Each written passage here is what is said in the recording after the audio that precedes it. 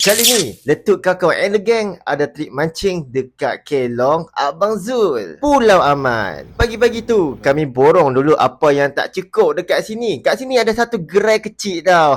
Bolehlah standby apa yang tak cukup. Jadi, Abang Zul pun dah sampai dah, geng. Kami naik atas bot terus ke Kelong Abang Zul. Sampai-sampai tu semua dah ketak tangan dah, geng. Duk kata, oh, situ ada jenazah. Oh, sini ada senangin.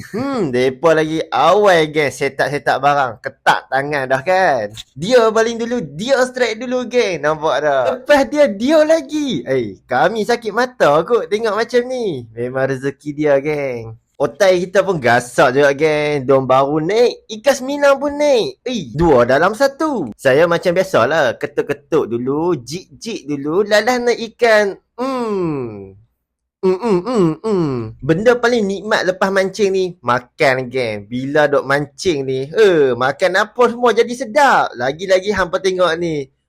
Meleleh yak liok. Sambil mancing, sambil kami kutip siput sudu, geng. Penuh dekat Kelong Abang Zul ni. Depa siap rebus dah, geng. Apa lagi? Makan lah, geng. Tak tahu nak cakap apa, geng. Naik MJ pula. Orang yang sama.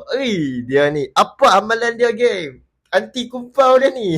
Dah penat jik dan dah main Apollo, tiba-tiba strike ikan senangin, geng. Yang ni real, geng. Bukan AI ya, geng. Yang ni bukan AI. Tiba-tiba dah malam, geng. Jadi apa lagi? Masa untuk membotem dengan udang yang mata menyala. Makan malam kali ni memang special sikit. Maggi curry plus dengan siput sudu. Barulah syur. Semakin malam semakin gasak, geng. Macam-macam ikan tengah naik ni, geng. Time ni memang ikan tengah frenzy ya, geng. Sedap-sedap dah pagi dah, geng. Tengoklah pagi-pagi pun gasak lagi.